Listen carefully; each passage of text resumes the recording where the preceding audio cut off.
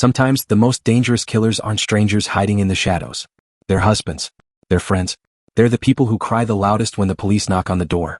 On a quiet street off Southeast Main Street, in a place most people had forgotten even existed, a body lay hidden inside an abandoned house. What detectives would soon uncover wasn't just a brutal murder, but a carefully engineered lie. One designed to mislead police, destroy an innocent man's life, and allow the real killer to walk free. This is the story of Katie Blauvelt, and the man who tried to turn everyone else into the monster, while hiding in plain sight. The call came in quietly, without urgency at first. Just another abandoned house. Just another tip. But within minutes of officers arriving, the tone changed completely. Inside the house, deep in the basement, police discovered a sealed concrete structure. When they pried it open, they were met with a scene so violent and deliberate it immediately signaled something chilling. This wasn't a crime of passion. This was planning. Katie Blauvelt was dead. She had been stabbed repeatedly, 16 times across her body, with a knife still embedded in her neck. Her clothing was disturbed. Her phone had been submerged in water, intentionally destroyed. Around her, graffiti markings covered the walls, including symbols meant to resemble satanic imagery. It looked chaotic, ritualistic, unhinged. But detectives would later realize every detail was intentional. The scene wasn't messy, it was staged. And the person who wanted it to look this way wasn't inside the room. He was already being interviewed somewhere else. Just hours earlier, 28-year-old John Blauvelt stood before investigators, learning that the woman he claimed to love, his wife, Katie, had been found murdered in an abandoned house. His reaction appeared exactly how you'd expect. Shock, grief, confusion. "I'm so sorry for your loss," an officer tells him. John nods. His face tightens. His voice stays controlled.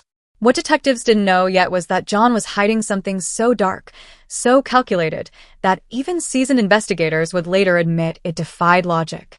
Because this wasn't just murder. This was a near-perfect setup.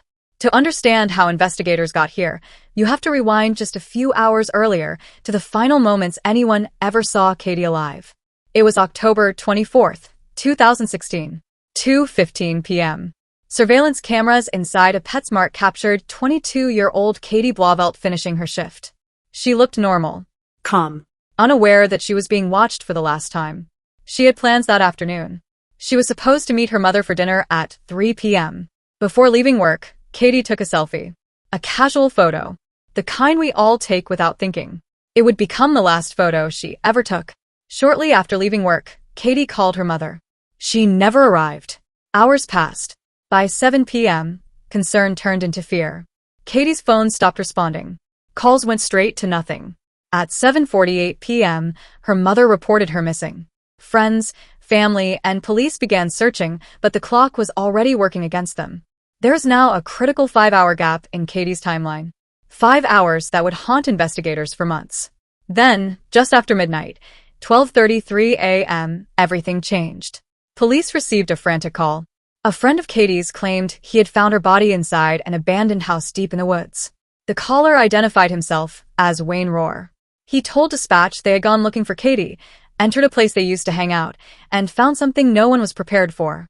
When officers arrived, Wayne led them directly to the basement. That's when the horror was revealed. Katie's body lay sealed inside the concrete structure. The knife, the wounds, the disturbing lack of struggle. And instantly, Wayne became the prime suspect. He was the one who found her. The one who knew the location. The one who waited hours before calling police. To detectives, it seemed obvious. Too obvious. As forensic teams processed the scene, something else stood out. Katie's phone had been submerged, an attempt to destroy evidence. Her body had been dragged after death. There were no signs of forced entry or a chaotic fight. This wasn't impulsive violence. It was control.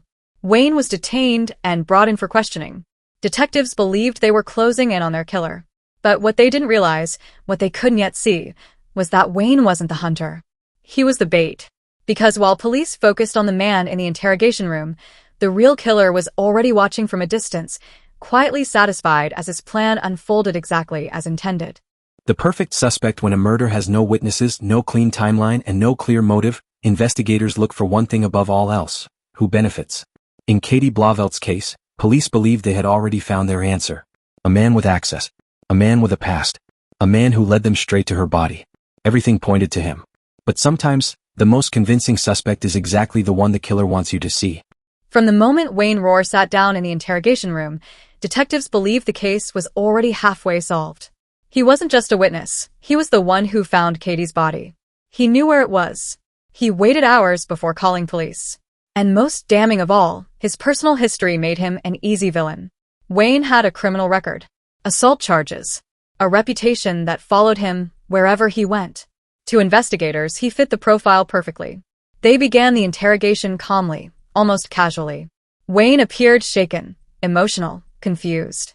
He told them he and Katie were friends, that she had confided in him, that when she went missing, he panicked and started searching places they used to hang out. That search, he said, led him to the abandoned house. But detectives weren't convinced. They pressed him on the delay. Why wait hours before calling police? Why not dial 911 immediately?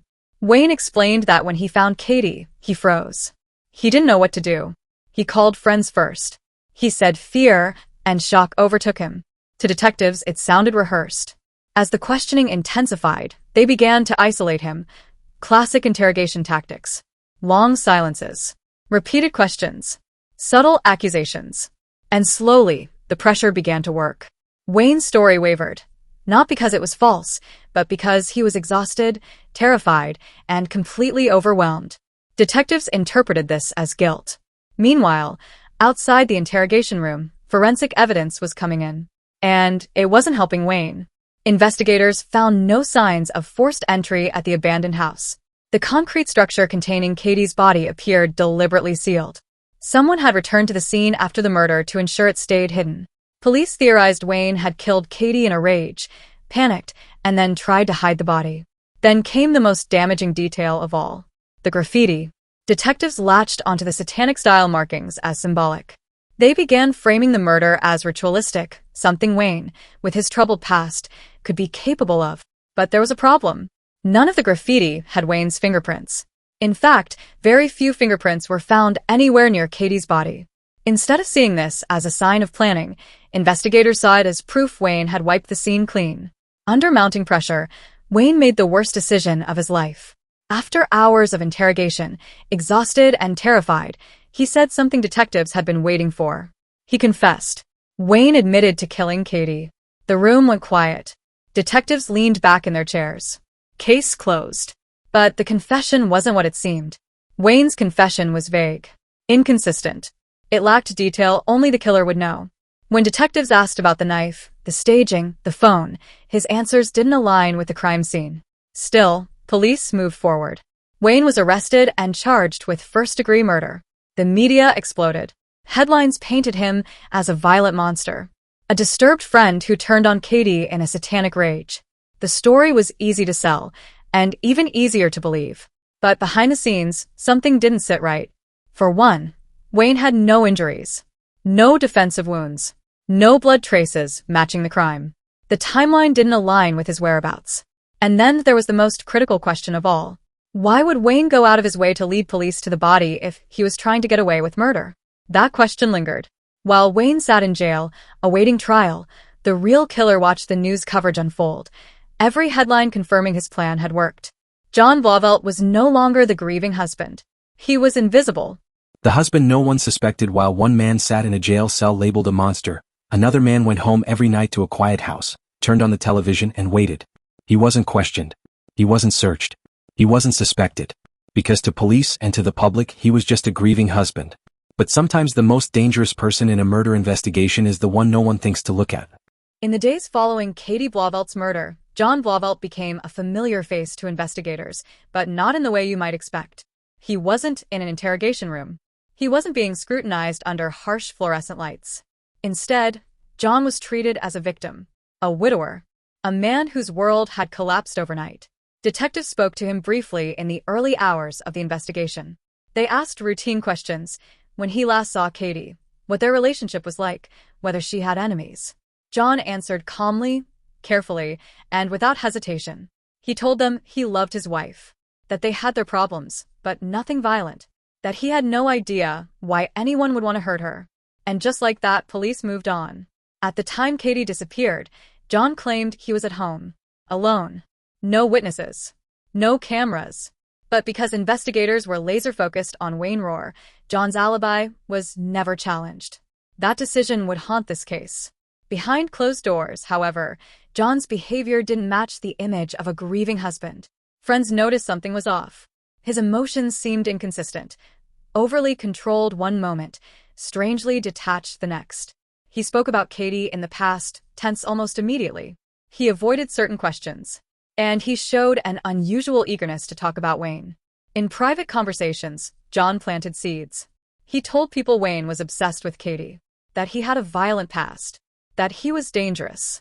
Subtle comments, casual remarks. But they worked. As the investigation progressed, the narrative hardened. Wayne was the killer. John was the victim. And John leaned into that role. He attended vigils. He accepted condolences. He allowed himself to be seen crying in public, but always briefly. Always composed. What no one realized was that John was managing something else entirely. Control. Long before Katie's murder, their marriage had been unraveling. Friends later described it as volatile, marked by jealousy and manipulation. Katie had spoken about wanting out, about feeling trapped. And John knew it. In the days before her death, phone records would later reveal heated exchanges between them. Arguments. Accusations. Threats that, at the time, went unnoticed. But none of this was known yet, because Wayne's arrest had given investigators something dangerous: confidence. With a confession on record and a suspect behind bars, the pressure to keep digging evaporated. But the case wasn't as clean as it appeared. Months passed, and cracks began to form. Defense attorneys for Wayne began picking apart the evidence. They highlighted the lack of physical proof tying him to the murder, the absence of blood, the inconsistent confession. And quietly, investigators were forced to re-examine what they had ignored. That re-examination led them back to the one person they had never truly looked at: John Blauvelt. When detectives finally took a closer look at John's phone records, the timeline shifted dramatically. John had been in contact with Katie multiple times that day, calls that contradicted his earlier statements, messages that suggested escalating tension. Then came the most disturbing discovery of all: search history. On John's devices, investigators found queries made shortly before Katie's disappearance, searches about cleaning blood, about destroying phone data, about remote locations. This wasn't grief. This was preparation. As investigators dug deeper, they uncovered evidence that suggested John had orchestrated the crime with chilling precision. The staging, the graffiti, the deliberate attempt to frame Wayne. Everything suddenly made sense. Wayne hadn't stumbled into a crime scene. He had been led to it. And the man who had watched silently as an innocent person's life collapsed was no longer invisible. The husband no one suspected was finally becoming the focus. But by then, the damage was already done. The evidence they tried to ignore. Every wrongful arrest begins the same way. Not with lies, but with certainty. Once investigators believe they know who the killer is, every new fact gets twisted to fit that belief. Evidence that supports the theory is magnified. Evidence that contradicts it is dismissed. In Katie Blauvelt's case, that certainty almost buried the truth forever. With Wayne Rohr behind bars and a confession on record, law enforcement had little incentive to reopen the investigation. From the outside, the case appeared finished. The media had moved on. The public felt justice was on its way. But inside the courthouse, Wayne's defense team was tearing the case apart piece by piece. They began with the confession. It wasn't recorded on video. It lacked specifics. It contradicted physical evidence. And most importantly, it was obtained after hours of psychological pressure. Experts later described it as a classic false confession, one given by a frightened man who believed compliance was his only escape. The defense demanded a full review of the forensic evidence. That demand forced investigators to confront what they had quietly set aside. First, the blood evidence. There was no blood linking Wayne to Katie's body. None on his clothes. None in his car. None in his home. For a crime involving 16 stab wounds, that absence was staggering. Next, the timeline. Wayne's phone records placed him miles away during key moments of Katie's disappearance. His movements didn't align with the crime scene logistics. Then there was the location itself. The abandoned house wasn't random. It was remote, difficult to access. Someone unfamiliar with the area wouldn't have found it easily. Wayne hadn't been there in months. John Blauvelt had. That detail had been documented early in the investigation, then ignored. As the defense continued to push, prosecutors quietly began reviewing John's digital footprint. What they found was devastating. GPS data placed John's phone near the abandoned house on the day of the murder. Not once, but multiple times. Internet searches on John's devices revealed deliberate planning: how to erase phone data, how to clean blood, how long DNA lasts on concrete. None of this was accidental. And none of it belonged to Wayne. Investigators were now forced to accept the possibility they had been manipulated from the very beginning. The staging at the crime scene, the graffiti, the destroyed phone, the body placement, wasn't chaotic. It was theatrical. Designed to shock. Designed to distract. Designed to frame. When detectives revisited the graffiti, they noticed something they had overlooked before. The markings were superficial. Hastily applied. Symbolic, not ritualistic. They weren't part of a belief system. They were props. And the person who had the most to gain from that misdirection was the person no one had searched: John Blauvelt. As pressure mounted, investigators called John back in for questioning, this time, not as a victim. The tone was different. John noticed immediately. Questions that once felt casual now felt precise. Timelines were challenged. Statements were repeated back to him, word for word. And cracks began to show. John contradicted himself. Small details shifted. His calm demeanor faltered. When confronted with GPS data placing him near the crime scene, John claimed coincidence. When shown search history, he dismissed it as curiosity. But the pattern was undeniable. This wasn't grief. This was exposure. Behind closed doors, prosecutors made a decision that would shock the public. They dropped the charges against Wayne Rohr. An innocent man walked free after months in jail, his life permanently altered by a system that had rushed to judgment. And in that moment, the narrative flipped.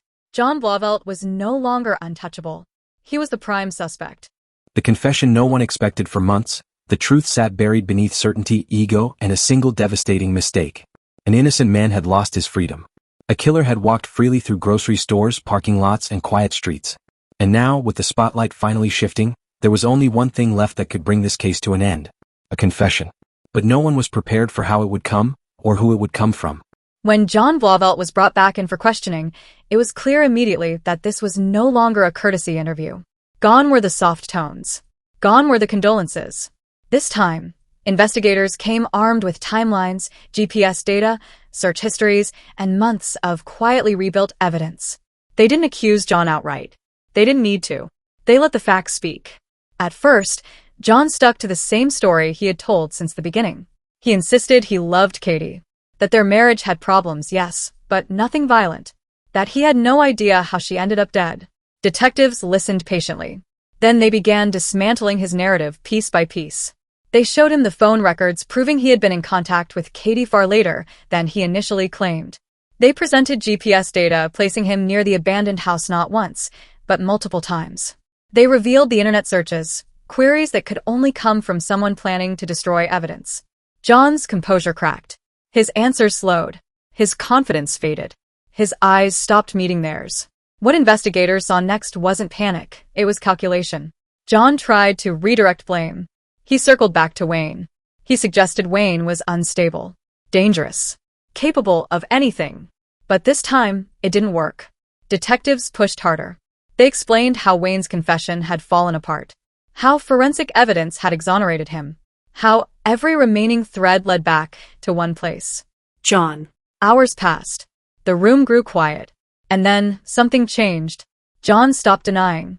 Instead, he began talking slowly at first, carefully choosing his words.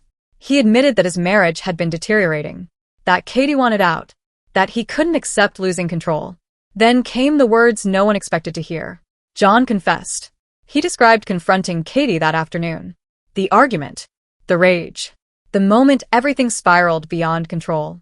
He admitted to stabbing her. To transporting her body. To staging the scene. And finally, to framing Wayne. He told detectives he believed he could outsmart the system. That by creating a chaotic crime scene and planting suspicion elsewhere, he could disappear into the background forever. He was wrong. As John's confession was documented, investigators sat silently, absorbing the weight of what they had allowed to happen. An innocent man had been sacrificed for convenience. And a killer had nearly escaped justice because he understood one simple truth. If you control the narrative early, the truth struggles to catch up. John Blauvelt was arrested and charged with first-degree murder. This time, there would be no mistake. The cost of being wrong. When the truth finally comes out, people like to believe the story ends there. The killer is caught. The innocent are freed. Justice is restored. But real life isn't that clean. Because even when the system corrects itself, the damage doesn't disappear. It lingers, in reputations destroyed, trust broken, and lives permanently altered. And in this case, the cost of being wrong was devastating. Wayne Rohr walked out of jail a free man, but freedom didn't look the way he imagined. Months behind bars had changed him. His name had been dragged through headlines. His face had been broadcast as a murderer. And even after charges were dropped, the stain didn't vanish. People stared. Employers hesitated. Friends disappeared. The system had taken something from Wayne that it could never fully return. As he tried to rebuild his life, the legal system turned its attention to the man who had nearly gotten away with everything. Katie Blauvelt faced the full weight of the evidence against him. His confession, the digital trail, the forensic proof, it all pointed in one direction. There would be no dramatic trial. No courtroom spectacle. John pleaded guilty. In court, the details of Katie's final moments were laid bare. The argument, the violence, the calculated effort to frame an innocent man. Katie's family listened in silence. Her mother spoke through tears about a daughter who trusted the wrong person, about a life cut short not by a stranger, but by someone she loved.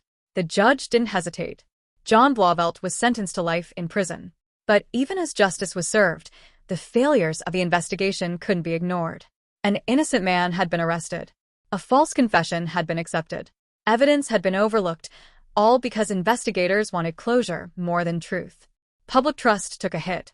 Reviews of interrogation practices followed. Departments were forced to confront how tunnel vision and confirmation bias can destroy lives. And for the officers involved, the case became a permanent reminder of what happens when assumptions replace evidence. Katie's story didn't fade quietly. It became a cautionary tale taught in law enforcement training programs. A reminder that grief can be weaponized. That manipulation can wear the face of a victim. And that justice, when rushed, isn't justice at all. For Wayne, healing would take years. For Katie's family, it would never truly come. And for John, the life he tried to protect with lies and manipulation ended exactly where it belonged, behind bars. The system under the microscope. When a case like this unravels, the question is no longer just who did it. The real question becomes, how did this happen at all? Because one man didn't just commit a murder. An entire system failed, quietly, confidently, and without realizing it. And once the truth was exposed, there was no avoiding the uncomfortable spotlight. After Katie Blauvelt was sentenced, many believed the story was finally over. The killer was behind bars. The innocent man was free. The headlines moved on. But inside law enforcement circles, this case refused to stay buried. Wayne Rohr's wrongful arrest triggered internal reviews almost immediately. Supervisors were forced to confront how a confession, unsupported by physical evidence, had become the foundation of a murder case. The answer was unsettling. Investigators had fallen into tunnel vision. From the moment Wayne led police to Katie's body, everything else became secondary. His past criminal record shaped expectations. His emotional responses were interpreted through suspicion rather than context. Every hesitation became a red flag. Meanwhile, contradictory evidence was minimized. This wasn't corruption. It was something more dangerous. Confidence. The belief that experience alone could substitute for verification. That instincts outweighed data. That once a suspect confessed, the search for truth was complete. Experts later pointed out a pattern familiar in wrongful conviction cases across the country. Pressure-heavy interrogations, confirmation bias, narrative lock-in, a rush to closure. And Katie Blauvelt's case became a textbook example. Training seminars began referencing it explicitly. Interrogation footage was dissected frame by frame. Officers were shown how Wayne's body language, once interpreted as guilt, was actually stress, fear, and confusion. The false confession became a focal point. Psychologists explained how prolonged questioning, isolation, and implied promises can push innocent people to admit to crimes they didn't commit, especially when they believe resistance is pointless. Public trust suffered. Community members questioned how easily an innocent man could lose months of his life without solid evidence. Advocacy groups demanded reforms. Calls for mandatory video recording of interrogations grew louder. And while no officers were criminally charged, the reputational damage was real. The department issued statements acknowledging mistakes. Policy reviews followed. Quiet changes were made, New procedures, new oversight, new emphasis on corroboration. But for many, it felt like too little. Because reform born from tragedy always comes too late for the people already hurt. Katie didn't get her life back. Wayne didn't get his lost time back. And the system had to live with the fact that justice only arrived because the truth refused to stay hidden. What this case teaches us: true crime stories don't stay with us because of how they end. They stay with us because of what they reveal, about people, about systems, and about how easily the truth can be bent when fear and certainty collide. Katie Blauvelt's case isn't just a story about murder. It's a warning. At its core, this case forces us to confront an uncomfortable reality. Justice is only as strong as the people who protect it. From the outside, the investigation looked efficient. Police acted quickly. A suspect was arrested. A confession was obtained. Closure appeared imminent. But beneath the surface, shortcuts were taken. The need for answers outweighed the need for accuracy. And that imbalance changed lives forever. Wayne Rohr became the embodiment of how easily assumptions can turn into accusations. His past followed him into the interrogation room, shaping how every word, every pause, every emotion was interpreted. Katie Blauvelt became a reminder of how victims can lose their voices when their stories are overtaken by narratives crafted by others. And John Blauvelt exposed a darker truth, that intelligence, composure, and emotional control can be used as weapons. This case teaches us that manipulation doesn't always look like aggression. Sometimes it looks like grief. Sometimes it sounds like cooperation. Sometimes it hides behind silence. It also highlights the danger of believing that confessions equal truth. History has shown, again and again, that innocent people can and do confess, especially under pressure, especially when they feel trapped, especially when the system convinces them resistance is futile. Another lesson lies in accountability. When mistakes happen, acknowledgement matters. Not defensiveness. Not silence. Not quiet policy changes. Transparency. Because public trust isn't restored by pretending failure never occurred. It's restored by confronting it head-on. Katie's story now lives beyond the crime itself. It exists in training rooms, court discussions, and conversations about reform. It challenges investigators to slow down, to verify, to question their own certainty. And it challenges us as viewers to resist the urge for instant conclusions. Because the truth rarely announces itself immediately. It waits. It hides behind what seems obvious. And sometimes it takes courage to admit we were wrong. The truth that almost stayed buried. Some truths fight to be heard. They survive mistakes, assumptions, and silence. They endure because someone keeps asking questions. Because reality refuses to disappear, no matter how deeply it's buried. Katie Blauvelt's story nearly ended the wrong way. And that fact should haunt all of us. If the case against Wayne Rohr had ended where investigators first believed it would, the story you're hearing right now would never exist. An innocent man would still be branded a murderer. A killer would still be free. And the truth would be nothing more than a footnote if it existed at all. That's how close this case came to being forgotten. It wasn't heroism that saved it. It was persistence. Defense attorneys who refused to accept a weak confession. Digital evidence that didn't bend to assumptions. And a truth that, once uncovered, demanded acknowledgement. John Blauvelt's conviction closed the legal chapter, but it didn't erase the damage done. Wayne's life will always carry the shadow of a crime he didn't commit. Katie's family will always live with the reality that the person they trusted most was the one who betrayed her. And the justice system was left with an uncomfortable mirror. This case reminds us that evil doesn't always arrive loudly. Sometimes it walks calmly into police stations. Sometimes it cries at vigils. Sometimes it hides behind the language of loss. It also reminds us that the search for truth doesn't end with an arrest. It ends when the evidence stops raising questions. Katie's story now exists as more than a tragedy. It's a warning to investigators, to courts, and to all of us who consume true crime. Because behind every headline is a human being. And behind every confession is a story that deserves to be questioned. The truth almost stayed buried. But it didn't. Before you go, thank you so much for watching and supporting this channel. Your time and attention truly mean a lot to us. If you enjoyed this video and want to continue supporting the stories we share here, please consider subscribing. It really helps the channel grow and allows us to keep bringing you quality content. Don't forget to turn on notifications so you won't miss our future uploads. Once again, thank you for being here, take care, and we'll see you in the next video.